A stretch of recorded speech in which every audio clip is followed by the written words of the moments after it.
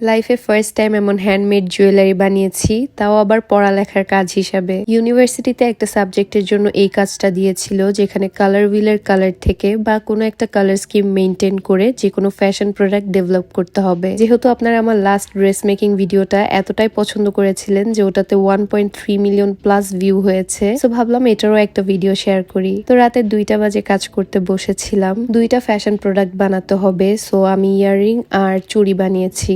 And আমি choose করেছিলাম violet আর yellow কালারের কম্বিনেশন। হ্যান্ডমেড ইয়াররিং আমি এর আগেও বানিয়েছি, তবে এমন হাতে সেলাই করে এই টাইপের কিছু এই প্রথম বানিয়েছি। সেলাইটা বুঝতে আমার প্রথমে অনেক কষ্ট হয়েছে, যার কারণে প্রথমে সেলাইগুলো ততটা ভালো হয়নি। এরপর সেলাই করতে করতে ব্যাপারটা আয়ত্তে চলে আসে, তারপরে সেলাইগুলো মোটামুটি ভালোই হয়েছে। আমি চেয়েছিলাম ইয়াররিং এর নিচে আর চুড়িতে ঝুনঝুনি ইউজ করব।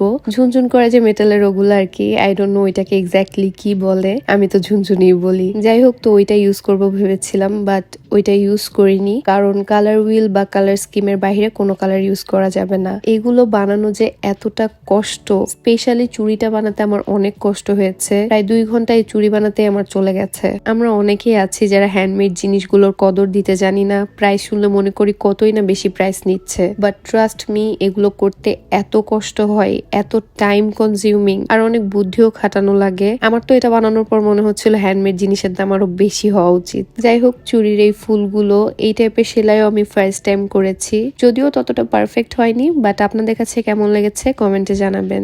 এন্ড এটা হচ্ছে আমার চুড়ি আর ইয়াররিং এর ফাইনাল লুক। আর এটা হচ্ছে আমার ফ্রেন্ডের বানানো জুয়েলারি। ওর জুয়েলারি গুলো এত বেশি সুন্দর হয়েছিল, ওরটা নিয়ে বলার কিছু নাই, because she is expert in this field. ওর কিন্তু হ্যান্ডমেড জুয়েলারির পেজও আছে, ওয়াইল্ড ম্যাঙ্গো। সো আপনারা চাইলে ওর বানানোগুলো কিন্তু ওর পেজ থেকে অর্ডার করতে পারেন।